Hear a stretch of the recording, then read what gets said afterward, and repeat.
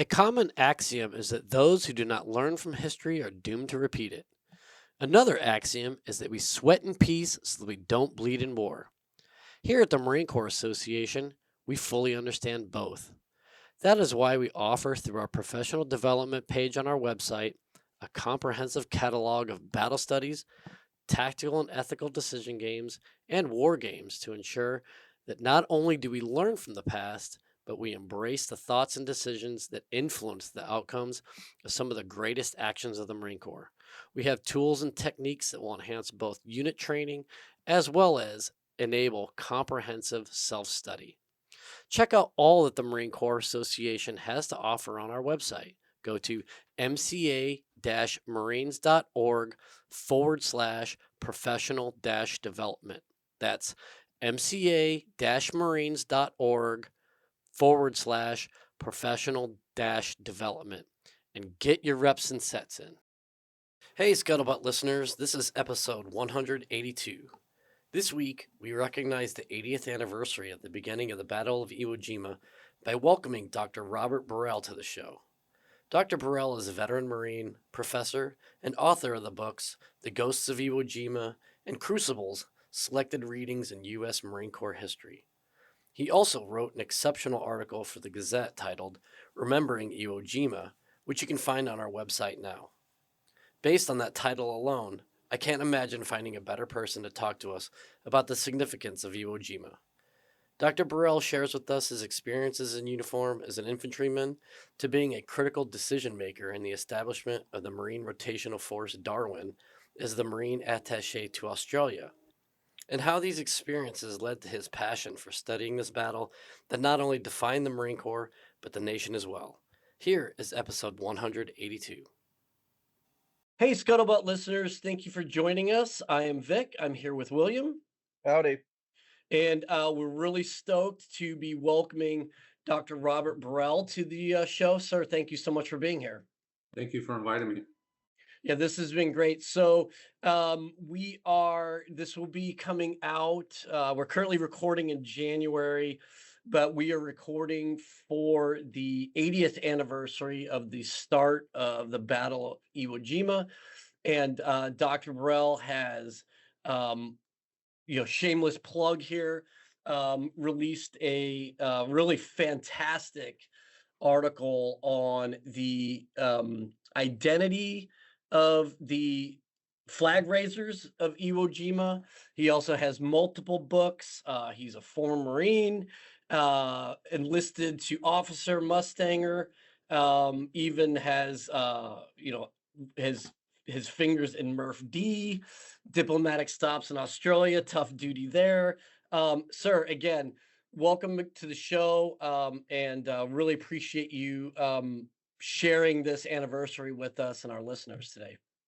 Yeah, it's I'm honored. We should all remember Iwo Jima. So anytime I get a chance to talk about it, I feel privileged.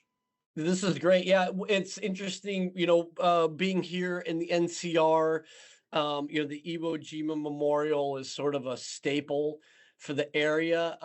But we've gotten to the point, at least the world according to Vic, where it's become such an icon, um, that we just sort of buy in on the mythos of it all without really feeling the need to do a deep dive into what it all actually means and its implications. So I'm really happy for you to help me shift, and hopefully our listeners shift, that these icons aren't just here because it's good, visual art. That these things do more than just sort of promote the legend. Yeah, Vic, it's the Marine Corps Memorial. I mean that's really when you see it, you think Iwo Jima, but officially it's the Marine Corps Memorial. Yeah, that's right. But Yeah, you're right. that really shows how important this battle is to identity in the Corps. Well, before we dive in, sir, let's talk about you. You've got just an unbelievable, I did a little bit of online stalking. Your LinkedIn was very helpful. Um, Obviously your books too. But yeah, could you just tell us a little bit about, like, what was your path to the footprints? What's sort of your story? Where are you from? How did you come? Did you always want to be a Marine? Was this something that was in the DNA, or were you like me, like I don't want to be a substitute history teacher? So what was sort of the deal for you? Well, for me, I came from a small town, uh, and that the small town means a lot of things to a lot of people. For me, it was 246 residents. Wow. So the Marine Corps was a way to really accelerate, me pursuing my passions. With the opportunities I had in the Marine Corps, and I did that for 3 decades. I was a Marine for a long time, probably longer than I needed to be. Looking back and thinking about all the sacrifices my family made. And I spent a lot of time in the Pacific, so on mainland Japan, Australia, and also in Okinawa, and then deploying all around to all our allies in the region. Thailand, Korea, Philippines. And so um, it was fantastic opportunities for me that I was able to pursue. My last tour was as the Marine Attaché in Australia. So, yep, I had a lot of strategic engagement with the Australian government and TRIMEF and Indo-PACOM about MRF-D. So it was a great capstone to my career. But I also got a lot of time to go to the island of Iwo Jima. So you spend a lot of time in the Pacific. That's a great opportunity as well. That's awesome. And looking at you know, I'm, like we talked a little bit in the pre-show, I'm Chuck Norris with the M60 at the hip here, but the interesting thing about Murphy, and we'll probably end up Tarantinoing a lot of this interview as I go back and forth chronologically. But when you were thinking of Murph D, or when the Marine Corps was thinking Murph D, which for our listeners is the Marine Rotational Force out of Darwin, there in the northwest part of Australia, um, we hadn't, or were we already looking force design? Were we already looking at stand-in forces? Um, what was the, because I know it was something that a lot of the Muse were using.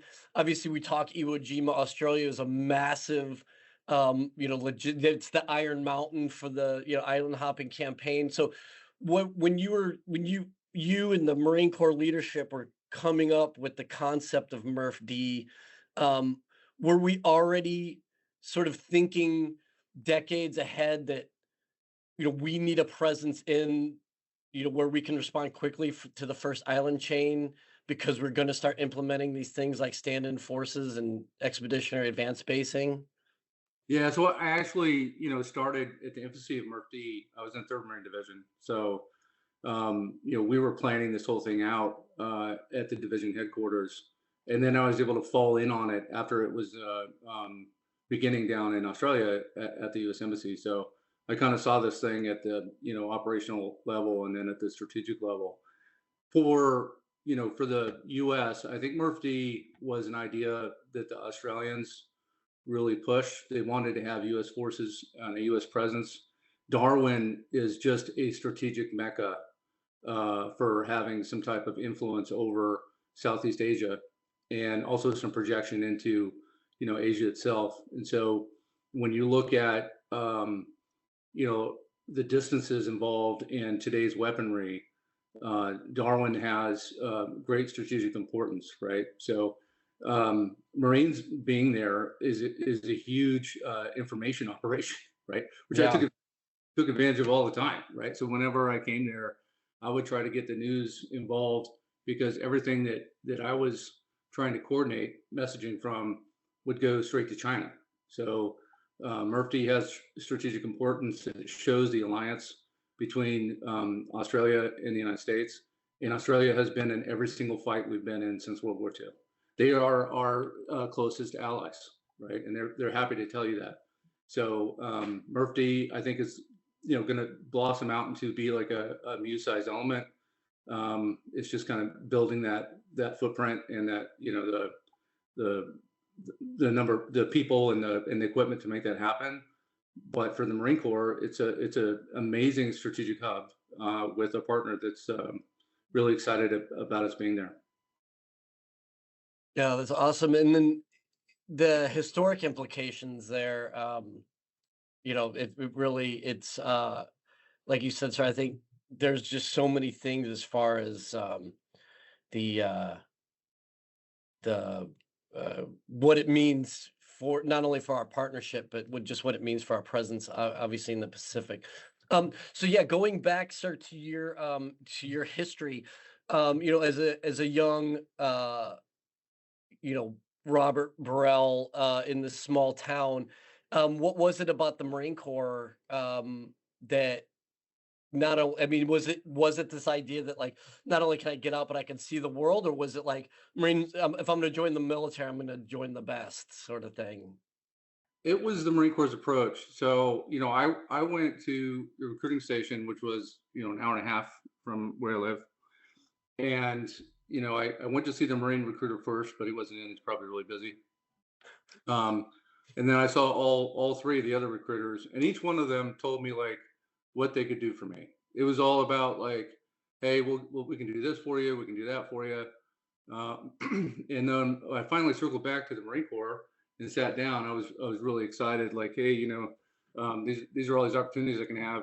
So I just asked them the sergeant. I was like, what can the Marine Corps do for me? And he was like, oh no, no, no. You need to ask yourself, you need to ask yourself what you can do for the Marine Corps. And I was like, oh my gosh, I'm in a different office, and it was that hard sell that really bought me. I was like, wow, this is a different organization. And they're not going to bend over backwards for me. I need to really demonstrate myself. It wound up I was that first sergeant's recruit, by the way. So he had learned that his sales pitch. He went on to be a career recruiter. It was really good, but he had learned that through training that's what makes the Marine Corps different, and so it does make it different. You know. Hmm. Yeah, I got roped in a similar fashion. The other services were like, yeah, with all these things, and you can go do this. We'll give you a SEAL guarantee this way, or you'll go off to Robin Sage and be a Green Beret, all this stuff. And then the Marine OSO was like, I don't know if I could get you in. Yeah, we'll see. Put a package. We'll see what happens. I'm like, oh, really? Yeah. So can you tell us a little bit also, like parallel that you are a doctor in a doctorate, have a doctorate in history. What was your historical journey and how did you get to that point? And to what extent did the Marine Corps help you? Thanks. Well, so as a captain, the Marine Corps selected me for the advanced degree program. At the time, it was trying to get Marines into certain positions, and you could go to a civilian school to get that degree. And so I went to San Diego State. I got my Nice. history. Yeah, I got my history degree, and then I got this billet as a Marine Corps historian at the U.S. Naval Academy for 3 years. So it was really that 5 year period, both putting together my thesis as well as my time at the academy that I wrote my first book there on the Battle of Iwo Jima.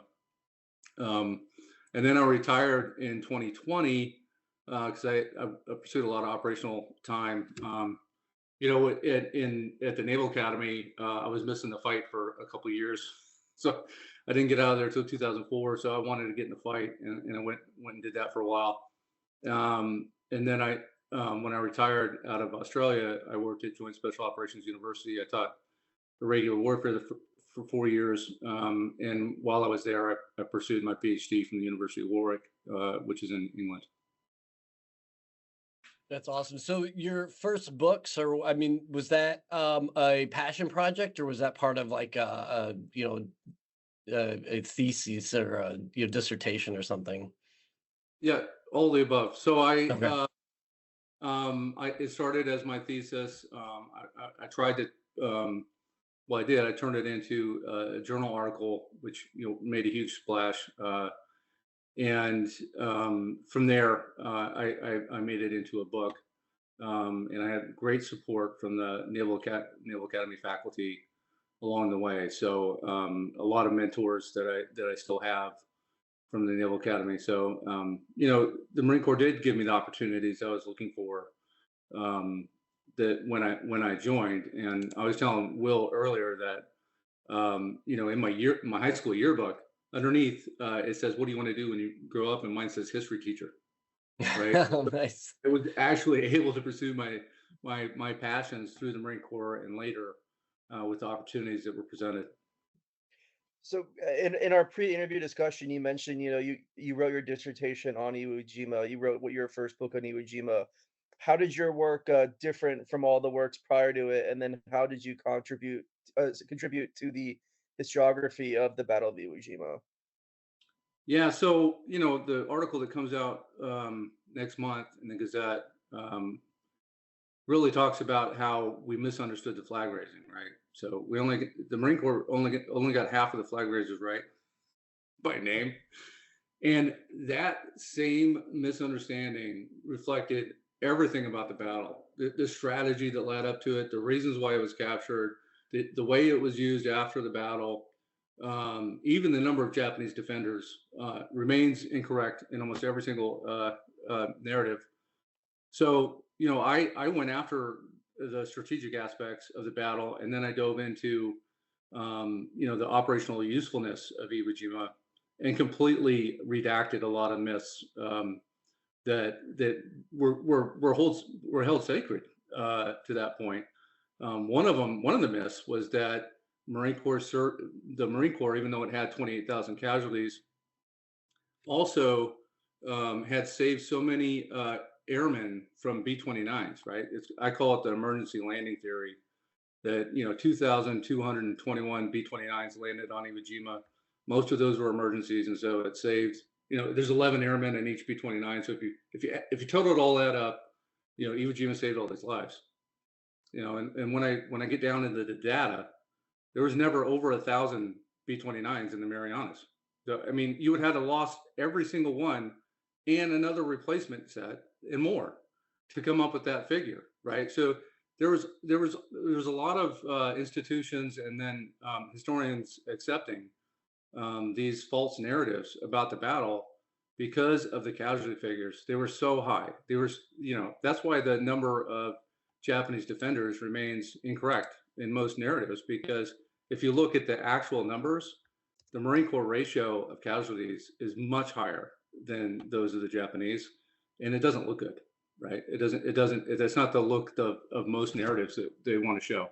So Which is that such an interesting, I think it's an interesting sort of exploration because, as a grunt, you understand that when you're attacking a fixed position, you have to have numerical superiority because you're gonna take it on the chin. Like that's the whole idea of like having a fortified defensive position. But yet we shy away from the reality of attacking, I mean, a fortified island for Pete's sakes. I mean, what do you think that is? Is that um does it get into this idea we don't want to upset the mythology, or like why won't we face the realities that we teach as early as IOC and SOI, that you have to have 3 to 1 when attacking a fixed position? Iwo Jima was the most horrific battle in Marine Corps history.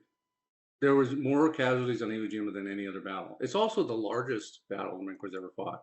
It's the first time we fought as a corps with 80,000 Marines, right? What really made it so devastating was General Kobayashi, who's the commander on Iwo Jima. He really saw the whole footprint of how the battle was going to take place. There's only 2 landing beaches. They're both right next to each other, sandwiched right in front of Mount Suribachi. The Japanese doctrine at the time was to defend the island, right? So you could survive. You defend the island, the Japanese Navy comes and saves you, and you can survive. And Kiribayashi completely changed the logic to, we are all going to die here, and I'm going to make this as painful as possible. And so he just set up. First of all, he unified all his indirect fires. They were all under one command, and he was just lobbing shells down on the beaches. It was the worst indirect fire the Marine Corps has ever faced. And if you look at the number of casualties that were taken, vast majority are indirect fire. So he's just lobbing these huge shells down on the beach. And then what even Marines didn't understand it, days, weeks into the fight, was if you took the positions in front of you, there's just another fortified position in front of that. So you're doing frontal assault for 36 days straight, one after the other after the other. You know, in one time, the 3rd Marine Division tries to change things, right? They did a night assault, and they're like, hey, we can get behind the Japanese lines. They won't see us. They still don't get it. They do get past the Japanese lines, but now they're sandwiched because there's a defensive position in front of them and behind them. Like, they just don't understand. Like, this defense in depth goes all the way back to the end of the island. I mean, it was a horrific battle space, and for the Marine Corps, who had really pushed in that point, you know, in our evolution, the crucible, the most important element of the Marine Corps division was the rifle squad. Squad commanders fought the fight with the Japanese, right? And the assault demolition squad. These were all fought down at the squad level.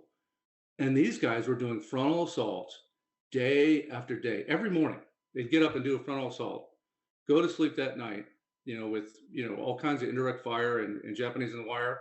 And then they'd do it again the next day. I mean, think about the post-traumatic stress disorder these guys had when they left. So, you know, with all the casualties that took place on this island, which really didn't have the value to really to really justify that, you know, very plainly, no one wanted to see the casualty ratios as bad as they were.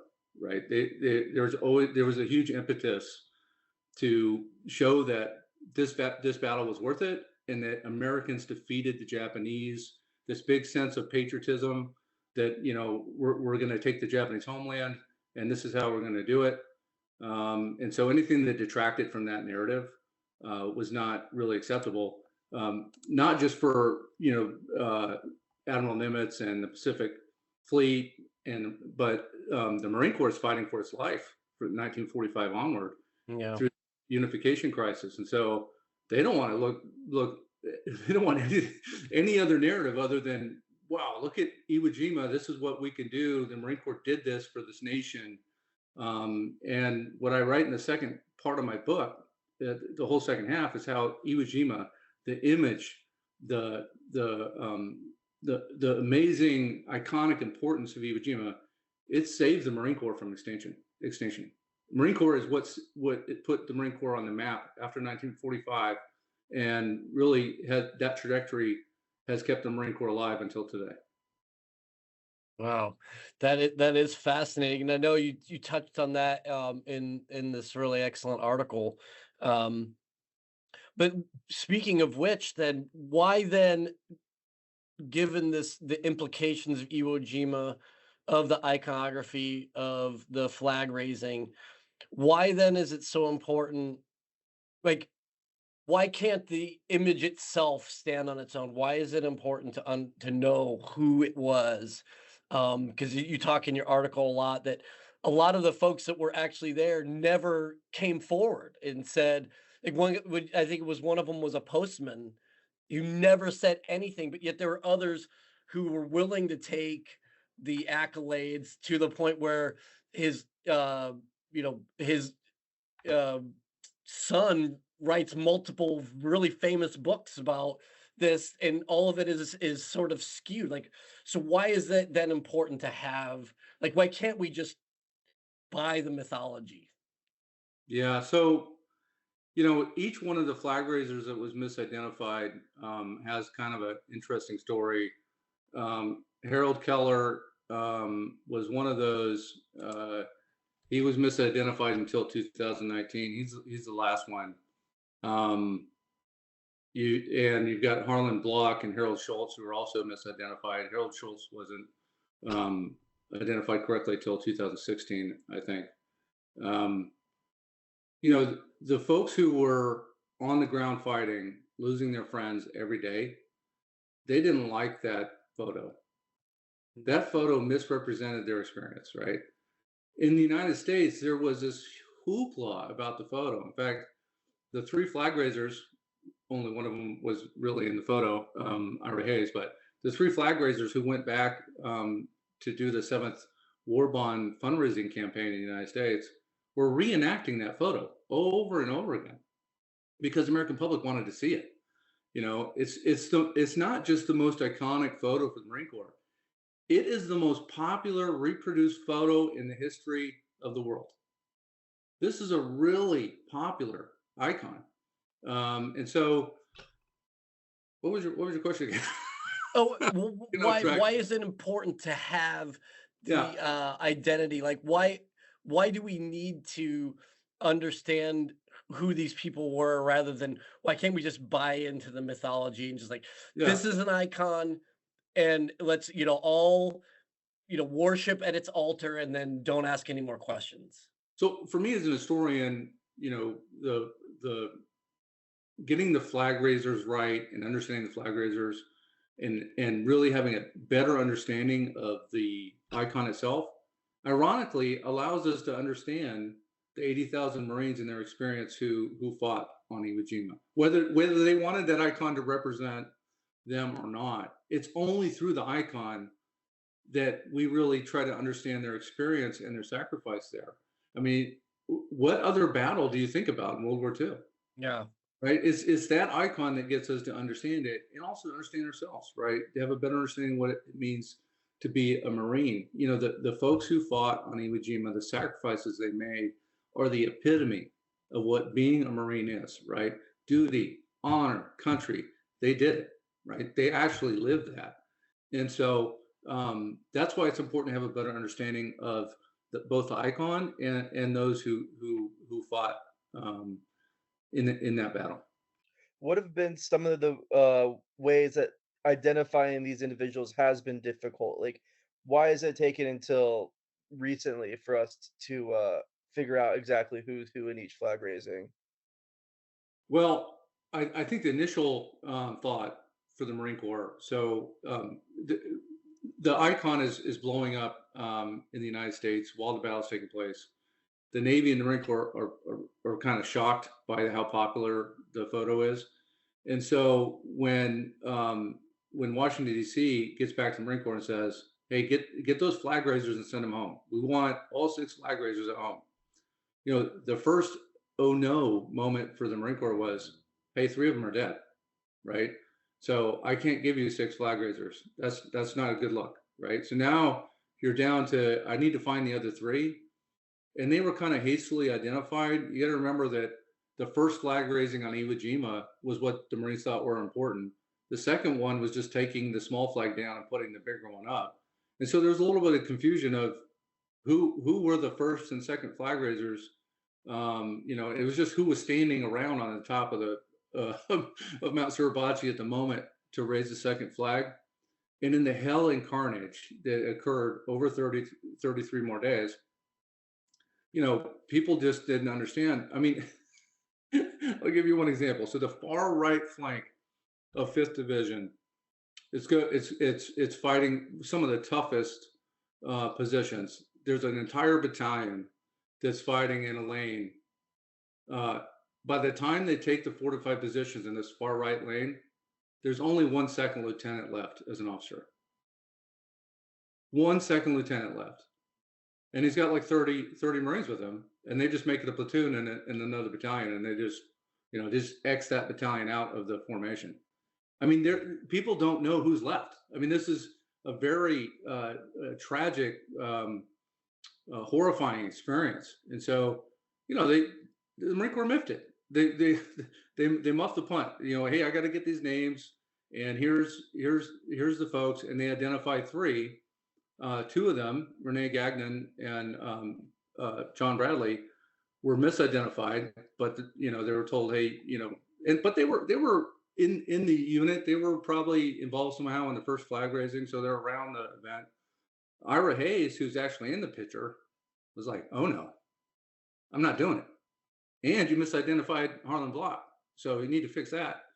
And he's kind of forced into going back home, and he can't handle it. Yeah, that's a really tragic story. Yeah. As he's doing that War Bonds tour. Um, well, this isn't at the same time. This isn't to diminish No. what the symbolism means. I mean, like you said, this means as much to the Marine Corps or as much to the nation as it does the Marine Corps. Yeah, it's very, very important. So, I even in the strategy leading up to Iwo Jima, I never throw blame anywhere. I just try to shed light on Yeah, on yeah, on what happened. And there's no perfect events surrounding Iwo Jima or any other battle.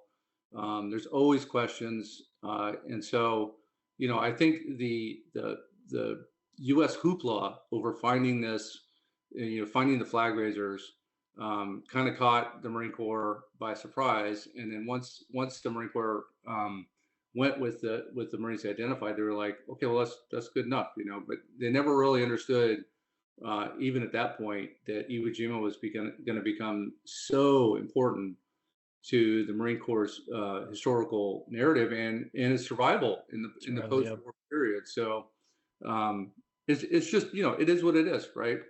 Getting to this point. So, but now they're all correctly identified as of 2019. And maybe that'll give us some insight into other aspects of the battle that we need to understand better. And so what do you think then as we kind of, circle back to Murph D, and obviously we're now again in a peer competition, um, depending on your definition of gray zone activity, we're beyond competition, like it's straight up conflict. um all of the things you talked about, your experiences with all, I mean, the names of the countries that you've visited all have a role to play now, in our, in this in this peer conflict with China. What lessons, through your two books, through your studies of Asia, Southeast Asia, through your studies of Iwo, what what can we take away from Iwo Jima that can help us, today as we look at, the first island chain in Taiwan and Philippines and South China Sea? Well, you mentioned it a little bit there when you talked about island chains. We're fighting over the exact same geography as World War II, right? With the competitors changed from Japan, who's a great ally now, to China, but it's the same geography, and so inherently there's some great lessons there, right? On geography, the importance of geography, and also what's the best approach to having influence and control within the island chains. We're in a much better position than we were in World War II. Japan's our ally, Philippines is our ally, Thailand's our ally, South Korea's our ally. So we have huge strategic advantages in the Pacific. I'd say that some of the factors that led to some questionable decisions, both at Peleliu and Iwo Jima, had to do with a little bit with the strategic rivalry between the Army and the Navy on their competing drives. I think we've really solved that a little bit with our joint structure. So I think that's a plus. And the other factor I think on the islands, and looking at future conflict is how much how much how many casualties how many casualties are you willing Right. to take, and sometimes it might not be worth it, right? And so Well, because um, in a lot of ways, with this sort of forward-looking force projection that we've got going on, I mean, the shoe will be on the other foot, right? Like right, we'll be in the fortified position. We'll be the ones on the island first, theoretically. honestly, I'm not really worried about China. I just there's a lot of reasons why. This is really off topic, but I No, think Go he's for it. you want I to say think it's Scuttlebutt, so this is the off topic as our brand. I think their one child policy has really bit them. So, they have each child there is the most important person in the world. They have two parents and four grandparents. They're all doting on those people, and it's created a really kind of self-looking uh, um, base of soldiers that you're picking from. and I don't think China can sustain the losses of these one childs in any major Mm, conflict, getting a huge amount of internal dissent.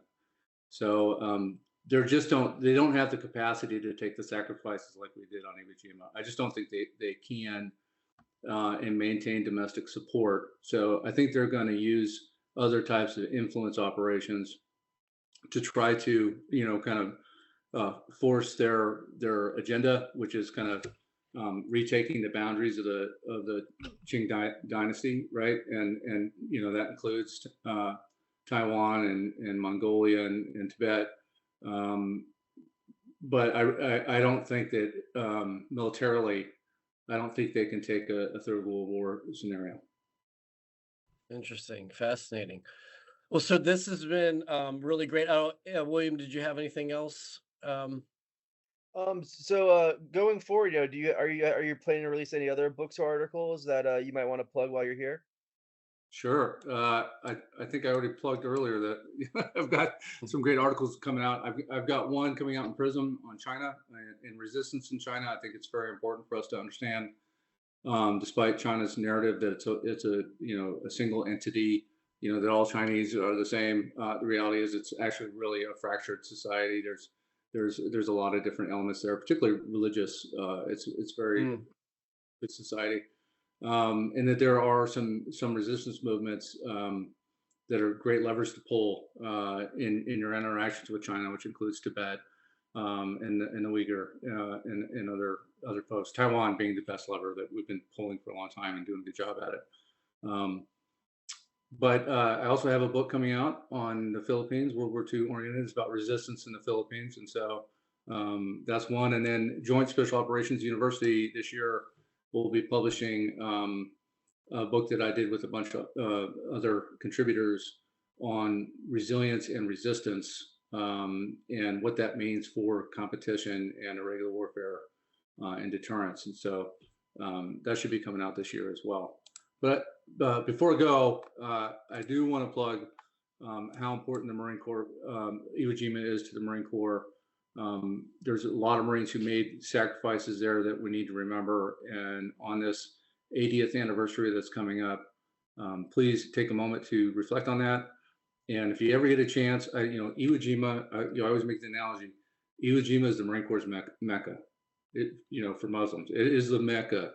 So if you get a chance to do the pilgrimage out there to Iwo Jima, I highly recommend it. And your reflections on the top of Mount Suribachi will really coalesce your whole experience to the Marine Corps. So if you ever get that chance, you should do it.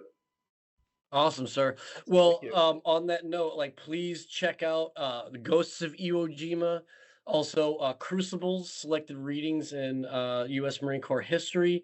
Both of those you can find on your website, robertburrell.com, Amazon. We look forward to your future work, sir. Please keep sending more articles our way as well. And like you mentioned, this article, which is titled Remembering Iwo Jima, will be up in February. Sir, thank you so much for taking the time this morning to be with us. Try to Thanks. stay warm. Thanks, Will. And Appreciate it. absolutely, sir. Thank you so much. Okay. Have a good one. Looking for insight, inspiration, and community? Tune in to Behind the Camouflage, the podcast made for Marine Corps spouses by Marine Corps spouses. We cover everything from navigating military life to finding joy in the journey. Subscribe now wherever you get your podcasts and stay connected with those who understand. Scuttlebutt is a production of the Marine Corps Association. You have heard the voices or contributions from Major Vic Rubel, USMC retired, Nancy Lichman, William Truding, and our guest. Ty Frazier is the editor, sound engineer, and technical producer. The Marine Corps Association is not an agency of the U.S. government. The opinions expressed in this episode are the personal views of the participants and do not reflect the official position of the United States Marine Corps, the Department of Defense, or the Marine Corps Association.